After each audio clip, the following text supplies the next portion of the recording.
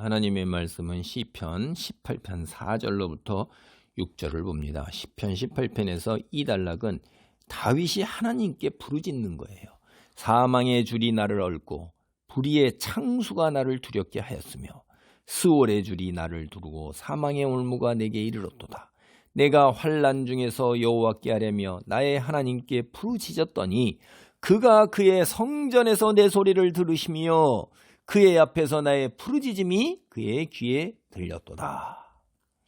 이제 다윗이 나이가 많아가지고선 인생 살아온 걸 회고하는 가운데에 다윗이 살면서 자신이 당면했던 그 위험의 정도가 죽음이라 이거죠. 그거를 이제 이렇게 되살려서 기억을 하는 거예요. 한마디로 회고할 때 사망의 올무가 그를 휘감았단 말이에요. 불의의 창수라는 게 엄청난 물이죠. 그것이 홍수 물이 아마 해일처럼 그 덮치는 거예요. 물이 그게 덮쳤다고 그러는 거예요. 그리고 이제 우리가 이걸 보면 시편 6편이나 9편, 16편에 이 죽는 거를 갖다가 스올의 미래의 위협이 그랬고 스올의 줄이 나를 두르고 자기가 죽을 지경에 이르렀다 하는 거죠. 이제 우리는 스올 하면 지옥을 연상하잖아요. 그러니까 죽음 이 세상을 떠나서 이제 다 세상 뭐 있는 것에 죽으면 이 세상에서 있는 건 다 끝나는 거니까. 이게 사실은 여러분 이 죽음이 자기의 그 당한 현실 속에서 그 아주 굉장히 짙게 배어 있는 거예요. 아, 이제는 죽는구나라고 그러는 거죠. 근데 지금 여기 우리가 이렇게 제가 읽었던 그 4절로부터 6절이 여러분이 이게 다윗이 적어도 이게 3000년 전에 쓰여졌던 글인데 여러분이 쉽게 이렇게 이해가 옵니까? 당대 사람들은 사실은 이 이야기를 딱 들었을 때 다윗이 이렇게 가사를 읊으면서 찬송하고 기도할 때 금방 이해를 했어요. 왜 그러냐면 하나님이 우리에게 다가오실 때 우리의 눈높이에 맞춰서 오세요. 여러분 어떤 때 이렇게 지하철 같은 데 선전을 보면 무릎을 꿇고 어린아이의 눈높이에 맞추잖아요. 그러니까 남이 듣지도 못하는 방언 기도를 공공장소에서 혼자 잘났다고 떠드는 사람들이 이거 남들 무슨 기도하는지 은혜가 하나도 안 되는 거예요. 뭔 말인지도 모르는 거예요. 자기도 모르는데 방언으로 얘기하는 것도 때로는 어떤 때는 은혜가 되지도 않아요. 자기가 뭘 하고 있는지도 모르니까. 그래서 이게 사실 당대의 그 고대 근동의 가나안 신화에다가 다 배경이 있는 거예요. 이게. 우리 단군 신화에다 배경 두고서 얘기하면 그 금방 알아듣잖아요.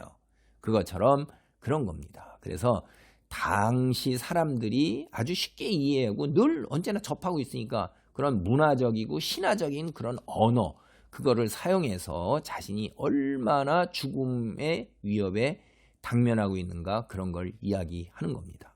사실 이사야 선지자도 라합이나 불뱀 이런 신화적 언어를 사용해서 메시지를 선포한 적이 있어요.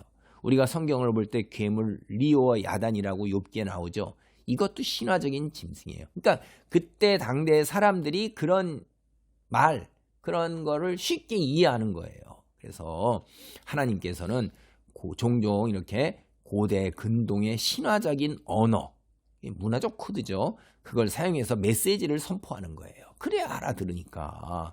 그래서 제가 이제 한번 말씀을 여기 들어보면 5절, 6절 같은데 사망의 올무에 휘감겼고 불의의 창수에 휩쓸렸다. 이런 말은 사실 가나안 신화에 보면 죽음과 혼돈의 신이 이제 못이라는 게 있고 얌이라는 게 있는데 이게 신들 중에서의 조상에 해당돼요. 그러니까 거의 신의 근원이죠. 이들이 창수, 이제 베리알이라는 신이에요. 가나안의 바다신 얌 이런 거하고 동일시되는 거예요. 이렇게 나오는 그 가나안 신화의 이야기를 오늘날은 이제 전문적으로 배우는 소수 사람 외에는 사실 별 내용을 잘 모르고 관심이 없잖아요. 근데 이 성경에 나오는 신화의 이야기들이 그런 것들하고 거의 유사한 것들이 굉장히 많습니다. 이해를 돕기 위해서 이제 가져다가 그렇게 한 것들이 굉장히 보면 바알 같은 것도 이제 자기가 태풍의 신임을 드러내기 위해서 태풍과 지진으로 우리가 7절에서 15절 가면 나타나고요. 그 다음에 이제 여호와께서 바다와 땅을 야단치심으로 종을 구하는데 이제 바알도 얌과 못, 얌이 이제 바다거든요. 땅, 못, 그 신이거든요. 그를 이야기이라는 고대 근동에는 선한 신과 악한 신이 있어요. 그러니까 바알신이 굉장히 강한 거죠. 그리고 질서를 확립한다. 그래서 고대 근동 사람들이 이렇게 바알신을 많이 섬겼던 것입니다. 다윗이 왜 이렇게 고대 근동의 그 신화에 나오는 말을 가져왔냐 하는 건 다시 거듭 말씀드리지만 세상 사람들이 이해하는 용어를 사용해야지만 그걸 우리가 전할 수도 있고, 또 하나는 세상 사람들은 너희는 세속적인 세력 그런 걸로 그냥 싹 다 감겨 있다. 그런 속에서 그냥 다 휘감겨 있다는 거를 갖다가 그런데 이 위태로운 순간 세상적인 그 이방 우상 신의 세력 거기 그게 다 몰두되어 있을 때 하나님의 약속과 다 그게 어긋나는 거고 잘못된 건데 거기에 거부한 거죠. 자기는 어떤 거예요? 내가 당면하고 있는 위기는 자녀 이 우상신 이런 거를 내가 거부하는 데에서 비롯된 것이라 우리가 생각할 수가 있어요. 그래서 세상은 하나님을 미워하고 주님의 자녀를 핍박하는 곳입니다. 어떻게든지 하나님의 자녀가 평화롭고 사랑 속에서 은혜 속에서 살아가는 그 꼴을 못 봐요. 넘어지고 실패하고 그 꼬라지가 사람 인격 신의 그 영성을 지닌 게 아니라 짐승처럼 쾌락을 따르고 본능을 따르고 눈에 돈이 멀고 이렇게 해서 싸우고 물고 뜯고 그래서 파멸로 가는 이렇게 몰아가는 게 이게 세상인 것입니다. 그러니까 하나님의 빛의 자녀가 나와 똑같지 않은데 쟤는 왜 뭐가 잘났다고 너는 뭐라고 남들처럼 좀 좋은 차 타고 좋은 집도 갖고 좋은 옷도 좀 하고 여행도 다니고 돈도 좀 드러내고 자식 자랑도 하고 학문 자랑도 하고 그러지 너는 뭔데 하고 싫은 거예요. 그 자체가 싫은 거예요. 쟤하고 나하고 연관이 없고 쟤가 나한테 해주는 게 하나도 없고 내가 쟤가 나한테 뭘 해 나쁘게 한 게 하나도 없어도 빛이라는 것 자체가 아주 징글징글하게 싫은 거예요. 나의 어두움이 다 드러나니까 못남과 부족함이 다 드러나고 그러니까 그게 싫은 거예요. 그러니까 주의 자녀 하나님의 빛으로 이 세상을 살아가는 게 불가능한 겁니다. 기도하고 능력받아야 돼요. 주의 천군과 천사가 우리를 도우시고 성령의 능력이 함께 하시고 말씀을 이해하고 말씀을 꽉 붙들고 현실을 바라보는 게 아니라 하나님만을 바라볼 때 잠시 지나가는 인생의 여정, 철로 역정, 삶의 순례 갈 수 있는 거예요.